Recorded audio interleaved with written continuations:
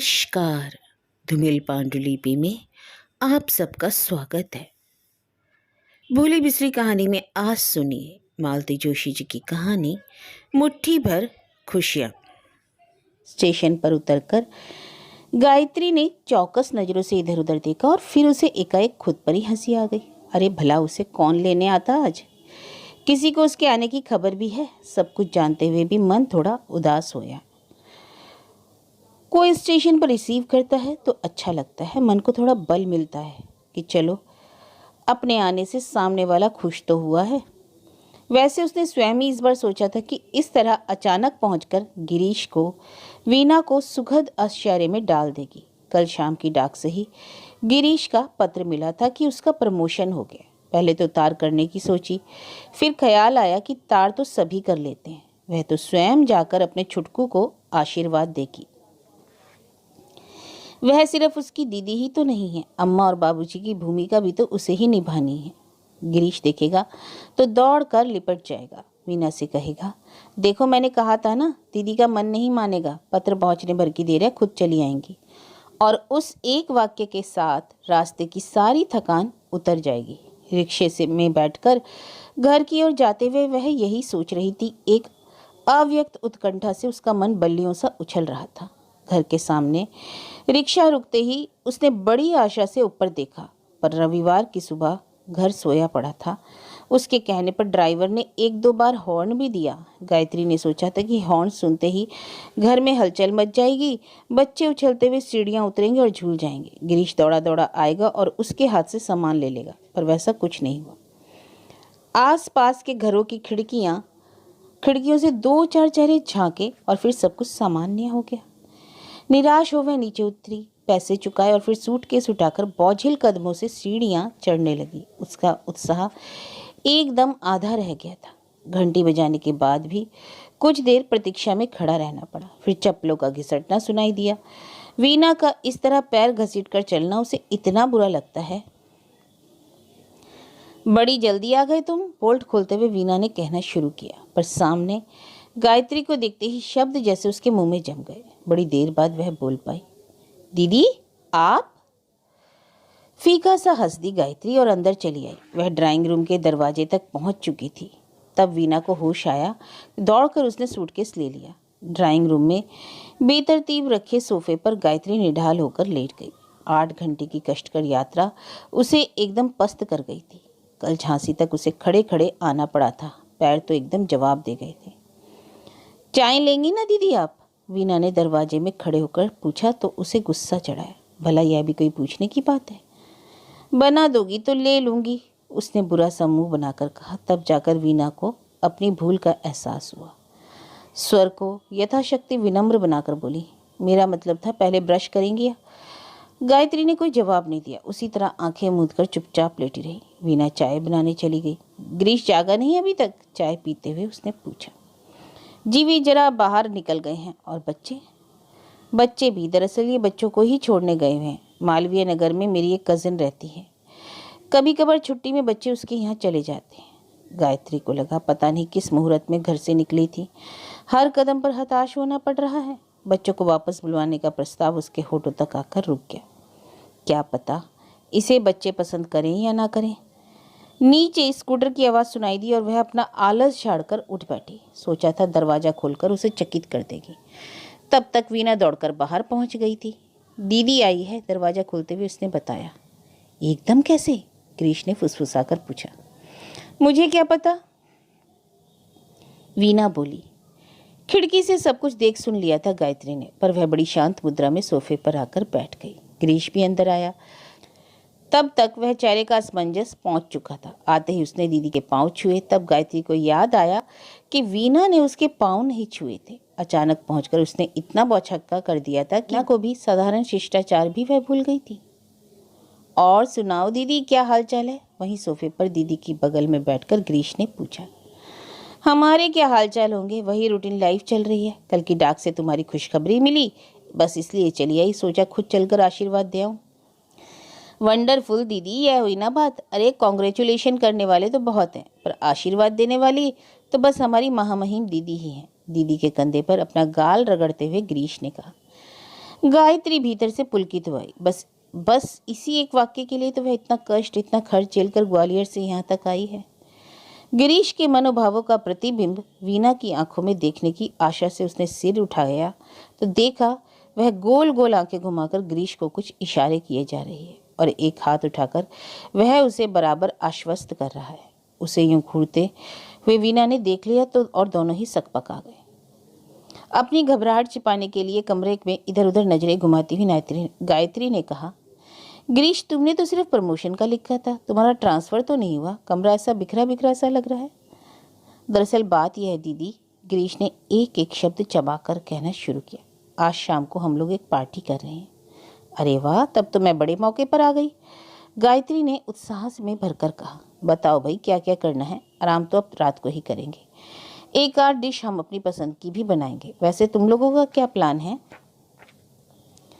घर पर ही बनेगा या कहीं कॉन्ट्रैक्ट दे रखा है। गायत्री ने देखा कि उसके उत्साह को की कोई वांछित प्रतिक्रिया नहीं हुई। दोनों पति पत्नी अर्थपूर्ण दृष्टि से एक दूसरे को घूरते रहे, किसी पशुपेश में थे दोनों ही। बात यह है दीदी, बड़ी देर बाद गिरीश ने संभल कर कहना शुरू किया, शाम की पार्टी जरा अलग किस्म की है, तुम तो जानती ही हो आजकल यह सब बड़ा कॉमन हो गया। ना करो तो लोग आलोचना करते हैं, मजबूरन तो करना ही पड़ता है। इसलिए तो बच्चों को भी बाहर भेज दिया। तुम्हारे आने का पहले से पता होता ना तो किसी और दिन रख लेते, पर अब तो बड़ा मुश्किल है, कार्ड्स तक बढ़ चुके हैं। अरे नहीं, मेरी वजह से पार्टी मत कैंसिल करो भाई, गायत्री ने कहा, पर बच्चों को बुला लो। उनके बिना घर बड़ा सूना लग रहा है। तुम लोग तो सेलिब्रेट करो और खुशी के मौके पर बच्चे यहाँ वहाँ घूमते रहे, यह क्या बात हुई भला। मूर्तिवत खड़े हुए दोनों पति पत्नी को देखते हुए उसने कृत्रिम उत्साह में भरकर कहा, बच्चे आज हमारे साथ एंजॉय करेंगे। शाम को हम लोग पार्क में जाएंगे, शॉपिंग करेंगे, कॉफ़ी हाउस में डोसा खाएंगे, फिर सेकंड शो देखकर रात 12 बजे लौटेंगे। तब तक तो फ्री हो ही जाओगे। सुबह की छत्तीसगढ़ से मैं लौट जाऊंगी। अब रात का सफ़र नहीं करूंगी, बहुत थकान हो जाती है। गिरीश एकदम उछलकर खड़ा हो गया। देखो वीना, मैं हमेशा कहता हूँ ना, दीदी इज़ अ सपोर्ट। मैं अभी फ़ोन करके आया। और वह बच्चों की तरह दौड़ता हुआ सीढ़ियाँ उतर गया। दीदी आप नहा लीजिए तो थोड़ा फ्रेश हो जाएंगी, तब तक मैं नाश्ता बना रही हूँ, वीना ने कहा। अब उसका स्वर और चेहरा दोनों ही सामान्य हो गए थे। दीदी के अचानक आगमन से जो तनाव मन पर आ गया था वह दूर हो गया। नाश्ते का झंझट रहने दे वीना, हल्का सा खाना ही बना लो, जल्दी से खा पीकर मैं थोड़ा सो लूंगी। तुम लोगों को भी तैयारी के लिए दिन भर का समय मिल जाएगा, गायत्री ने थके स्वर में कहा। क्षण भर पहले का उत्साह अब हवा हो चुका था। देर तक नहाते रहने के बाद उसकी उदासी दूर नहीं हुई। बार बार मन में एक ही बात चुप रही थी कि बेशक वह पार्टी में सम्मिलित न होती, पर एक बार गिरीश उससे कहता तो सही, क्या वह इस योग्य भी नहीं कि मेहमानों से उसका परिचय कराया जा सके, या वह इतनी बूढ़ी हो गई है कि लोगों को उसके कारण संकोच होने लगता है। गिरीश से कुछ जमा 5 साल ही तो बड़ी है वह, पर 38 वर्ष की आयु में कैसी बुजुर्गियत छा गई है उस पर। छोटे भाई बहन इतना लिहाज करते हैं कि आश्चर्य होता है, और आश्चर्य ही क्यों, उसे तो गर्व भी होता है। अपने सभी परिचितों के बीच वह बड़े गौरव से इस बात का बखान करती है। अपने स्टाफ मेंबर्स के बीच बड़े अभिमान के साथ उसकी चर्चा करती है। अपनी पुरानपंथी सास के नाम से रोने झिकने वाली मिसेस चौबे से हमेशा कहती है, बड़ों का मन रखने के लिए अपनी कई इच्छाओं को दबाना ही पड़ता है मिसेस चौबे। अब वीना को ही देखो, मेजर की लड़की है, पर एक दिन मिसेस चौबे ने चिढ़कर कह ही दिया था, आपकी बात और है दीदी, कभी कभार जाती हैं तो आदमी जब्त कर ही लेता है, पर यह तो जिंदगी भर हमारे सिर पर चढ़ी रहेंगी तब। सच तो है तब। गायत्री को वीना का सुबह वाला चेहरा याद आ गया। गिरीश ने फ़ोन करके ही संतोष नहीं कर लिया, स्वयं जाकर बच्चों को ले भी आया। सुशील और शीतल आते ही बुआ से लिपट गए और गायत्री को बड़ी राहत मिली। कम से कम बच्चे तो उसे देखकर खुश हुए। वह तो डर रही थी कहीं उनका भी संडे मूड खराब करने का पाप सिर न लेना पड़े। वीना ने उतनी सी देर में खूब अच्छा सा खाना बना लिया, कचौड़ी भी, हलवा भी, दीदी की पसंद के लौकी के कोफ्ते भी, शाम के लिए आई बंगाली मिठाई भी परोसी गई थी। अरे वाह, तुमने तो हमारी दावत कर दी, गायत्री ने कहा तो वीना नई दुल्हन की तरह शर्मा गई। अब उसका मूड काफ़ी अच्छा हो गया था। वह बेतकल्लुफ़ होकर शाम के मेनू के बारे में और मेहमानों के बारे में चर्चा कर रही थी। गिरीश भी खुलकर इधर उधर की बातें कर रहा था। एकाएक उसने पूछा, तुम्हारी विराज दीदी नहीं रही ना दीदी? बंगाली मिठाई कुनेन किसी कड़वी लग उठी अचानक। क्या हो गया था उन्हें? गिरीश पूछ रहा था। गायत्री ने उसे कुछ देर तक ध्यान से देखा, फिर धीरे से बोली, एक्सीडेंट हो गया था। तुम्हें लिखा तो था, तुम्हारा पत्र भी पहुंचा था। हाँ, याद आ गया। बच्चे वगैरह है ना उनके? हाँ, 2 लड़कियां हैं, रूबी और रूसी। तुम्हें शायद याद नहीं, रूबी को पढ़ाया भी है तुमने कुछ दिन।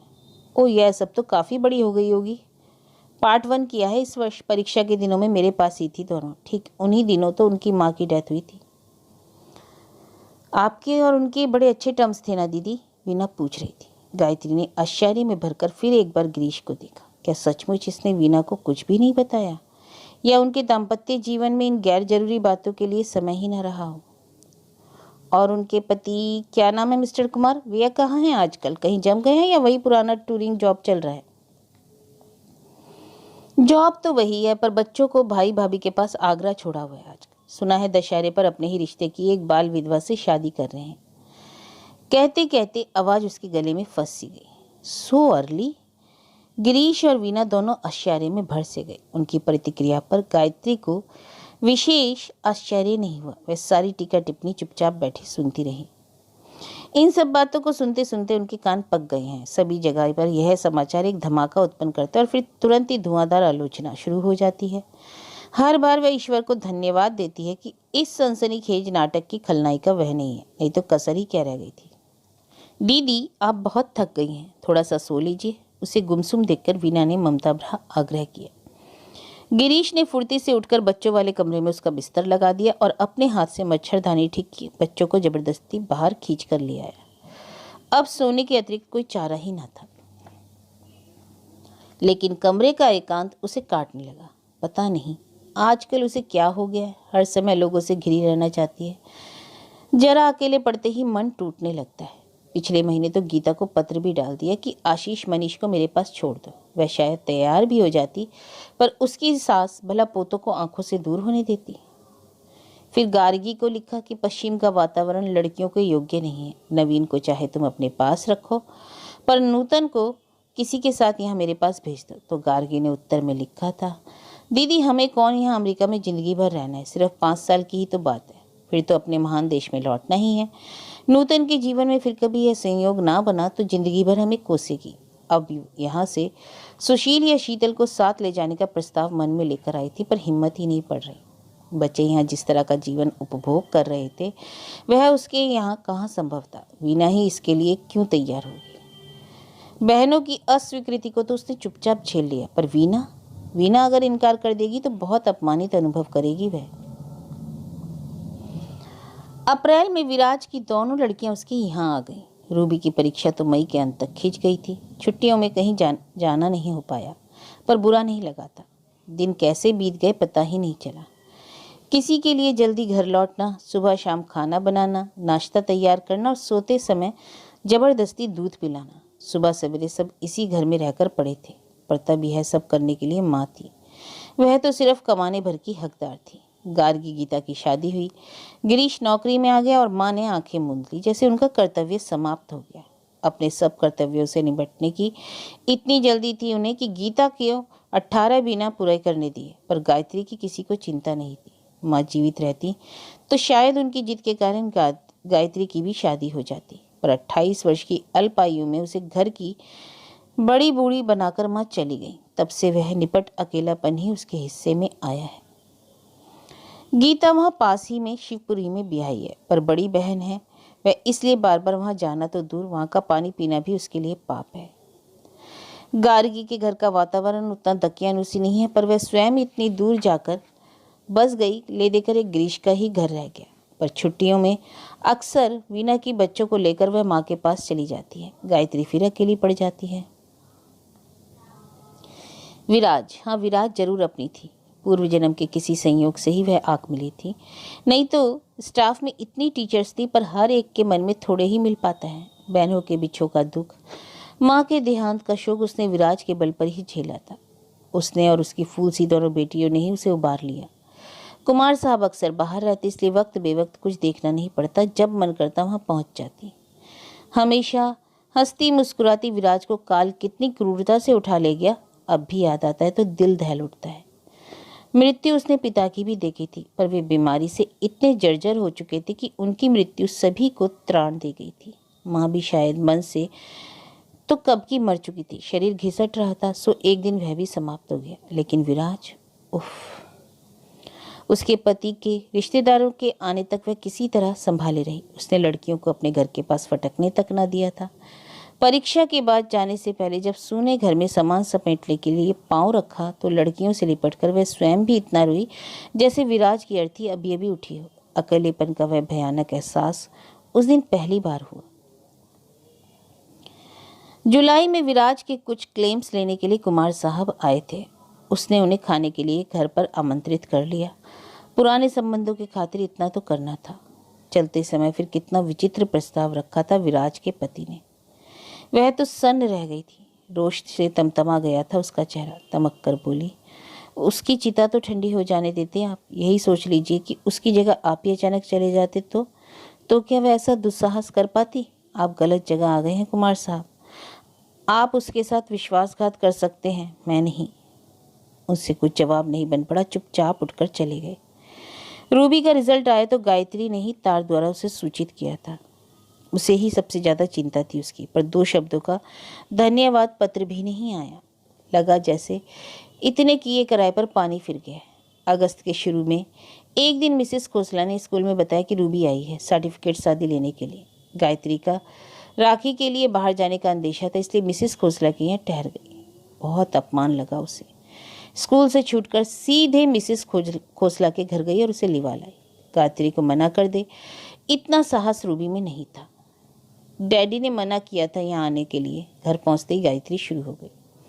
मना तो नहीं किया था, पर वे बोले कि आंटी बहुत नाराज है।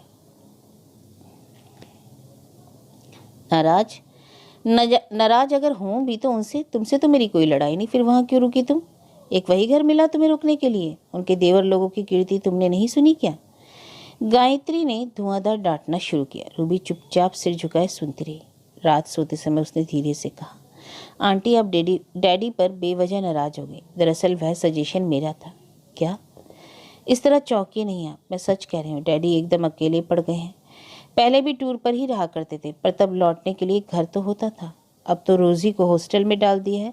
मुझे भी शायद मौसी के पास लखनऊ भेज देंगे। ताऊ जी को अपनी ही इतनी बड़ी फैमिली है, वहाँ तो हम लोगों का खपना मुश्किल है। फिर क्या? आज तो हम लोग कैसे भी गुजारा कर लेंगे। दूर रहना रास नहीं आया तो ताऊ जी के पास पड़ोस में ही 2 कमरे लेकर पड़े रहेंगे। पर कब तक? हम लोग क्या हमेशा डैडी के पास बंदी रहेंगी? कल को हम लोगों की शादी हो जाएगी, तब उन्हें देखने वाला कोई नहीं रहेगा। हम लोग लाख चाहेंगे, फिर भी वे हमारे पास तो आकर रहेंगे नहीं। अपने देश में ऐसा होता ही कहाँ है, और हम ही को शायद वह अच्छा ना लगे। आश्चर्य से देखती रह गई गायत्री। इन 4 महीनों में कितनी बड़ी हो गई है लड़की। अभिभावकों की मृत्यु बच्चों को इतना प्रौढ़ बना देती है। पिताजी की मृत्यु के समय वह केवल 18 वर्ष की ही तो थी, पर जिम्मेदारियों ने एकदम कितना समझदार बना दिया था उसे। रूबी 2-4 दिन रही, पर फिर इस विषय पर कोई बात नहीं हुई। जाने वाले दिन स्टेशन पर के रास्ते गायत्री उसे समझा रही थी, देखो रूबी, मेरी ओर से डैडी से क्षमा मांग लेना। उस दिन शायद मैं बहुत ऑफ हो गई थी, पर सोचकर देखो, अगर ये संबंध हो भी गया तो लोग कैसी कैसी बातें करेंगे। इसका संबंध तुम्हारी मम्मी की मृत्यु से जोड़ने में भी वे नहीं हिचकिचाएंगे। गायत्री दबकर बोल रही थी। 38 वर्ष के अविवाहित जीवन में भी उसने अपनी एक इमेज स्थापित कर ली थी। वह उसे कलंकित नहीं करना चाहती थी। रूबी ने प्रत्युत्तर में कुछ भी नहीं कहा। उसके लिए शायद वह विषय समाप्त ही हो गया था। गाड़ी जब चलने लगी तो उसने सिर्फ इतना कहा, आंटी डैडी ने सिर्फ आपका हाथ ही नहीं मांगा था, आपको एक घर देने की शर्त थी इसके साथ। खैर, लेट अस फॉरगेट एवरीथिंग। पर गायत्री कहाँ भूल कर पाई वह घर शब्द उसे मथता रहा। मन की बात जिससे कह सके वह ऐसी तो सिर्फ विराज थी। शेष सब या तो बहुत छोटे थे या बहुत बड़े। दिन रात विचारों में घुलती रही वह, और एक दिन वह समाचार आ पहुंचा, कुमार साहब की प्रस्तावित शादी का समाचार। सारे विचार अपने आप शेष हो गए। रात भर की जगी होने के बावजूद वह जरा नहीं सो पाई थी, सिर्फ आंखें मूंदकर लेटी हुई थी। इसलिए वीना की आहट पाते ही वह उठ बैठी। तिपाई पर चाय रखते ही वह क्षमा याचना के स्वर में बोली, माफ़ करना दीदी, आपको जगाना पड़ा, पर ये दोनों राक्षस हैं ना, कब से मेरे प्राण खा रहे हैं। बड़ी मुश्किल से इनको रोक के रखा। कप हाथ में लेकर गायत्री कमरे से बाहर निकल आई। घर का नक्शा ही बदला हुआ था। उसने घूम घूम कर सारी व्यवस्था का निरीक्षण किया, साज सज्जा की प्रशंसा की, कुछ सुझाव दिए, 2-1 फूलदान अपने हाथों से स्वयं सजाए। वीना की शाम की वेशभूषा के विषय में पूछताछ की, फिर स्वयं तैयार होने चली गई। बच्चे तो जाने कब से तैयार बैठे थे। शाम को 6 बजे से वे घर से निकल गए। चलने से पहले पिछले दरवाजे की चाबी लेना गायत्री नहीं भूली। पहले वे लोग मयूर पार्क गए, वहाँ कुछ देर बैठने के बाद न्यू मार्केट चले गए। बच्चों के लिए खेल खिलौने, कॉमिक्स, ट्रॉफी आदि खरीदने के बाद फिर कॉफ़ी हाउस पर धावा बोला गया। डोसा, सांबर वड़ा और आइसक्रीम खाई गई। फिर बुआ की मेहरबानी से बच्चों को एक एक पान भी खाने का सौभाग्य प्राप्त हुआ। फिर वे लोग रंग महल में जाकर बैठ गए। पिक्चर बच्चों के लायक नहीं थी, पर वे एंजॉय कर रहे थे। शीतल को सारे गाने मुंह जबानी याद थे और सुशील मोटर रेस पर डिशुंग डिशुंग पर बेहद खुश हो रहा था। वे लोग घर लौटे तो 12:30 हो रहे थे। धीमे कदमों से सीढ़ियां चढ़कर वे लोग पिछले दरवाजे से घर में दाखिल हुए। घर एकदम शांत था, पर वातावरण में सिगरेट तथा दूसरी चीजों की गंध इतनी तीव्र थी कि लगता था अभी अभी सब लोग उठकर गए। बच्चे इतना थक गए थे कि बिस्तर पर पड़ते ही सो गए। आज का दिन उनका बहुत अच्छा बीता। जूते उतारते हुए सुशील ने अचानक कहा था, बुआ तुम यहीं रह जाओ ना, सच तुम आती हो तो बहुत अच्छा लगता है।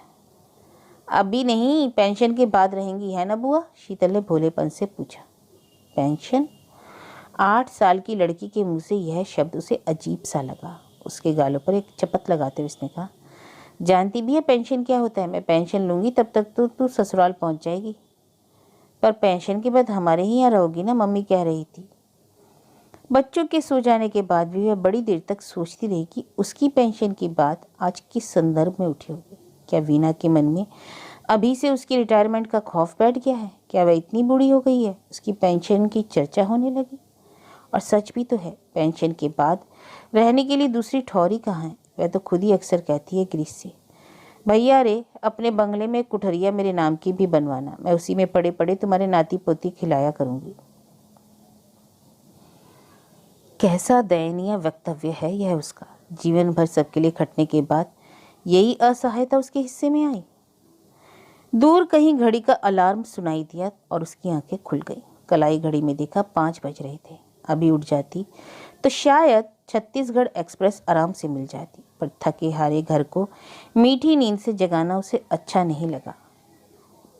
वह अपने बिस्तर पर वैसी ही अलसाई पड़ी रही। शाम की बस से चली जाएगी, फिर रात को जीटी से, क्या फर्क पड़ता है? वहाँ कौन प्रतीक्षा में बैठा है? एक दिन की छुट्टी ही तो मारी जाएगी।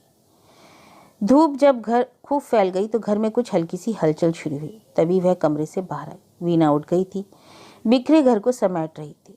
पिछले दिन की थकान आंखों पर तैर रही थी।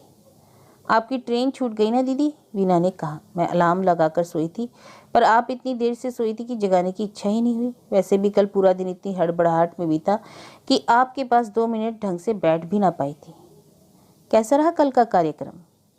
बहुत अच्छा। तैयारी तो वैसे सब कर ली थी, पर आपके आने से इनका उत्साह दुगना हो गया था। हर किसी को बड़े फक्र से बता रहे थे कि मेरी दीदी इतनी दूर से चलकर मुझे आशीर्वाद देने आई है। खुशी से गदगद हो आई गायत्री। भाई के लिए ढेर सारी ममता उमड़ आई मन में। वात्सल्य भरे स्वर में बोली, उठा नहीं अभी तक? दफ्तर की छुट्टी है क्या आज? छुट्टी तो नहीं है, पर आज तड़ी मारने का इरादा है, वीना ने हंसते हुए कहा। कह रहे थे बच्चों को तो दीदी ने पिक्चर दिखा दी और हम क्या सूखे ही रह जाएंगे? आप अपना पर्स संभाल कर रखिएगा दीदी, धावा बोलने वाले हैं। कहते हैं प्रमोशन मेरा हुआ और इनाम बच्चे लूट रहे हैं। यह तो सरासर अन्याय है। अरे वाह, बच्चों से क्या दुश्मनी? तुम्हें किसी ने मना किया है? जो चाहे मांग लो, पर इस कुंभकर्णी नींद का पीछा छूटे तो पहले। और सचमुच गिरीश यदि ईश्वर स्वर्ग का राज्य भी मांगता तो उसे मिल जाता। गायत्री बहुत प्रसन्न थी उस समय। आनंद के इन क्षणों के लिए वह अपनी बची कुची जिंदगी भी होम कर देगी, बहुत खुशी से, बिना किसी शिकवे के।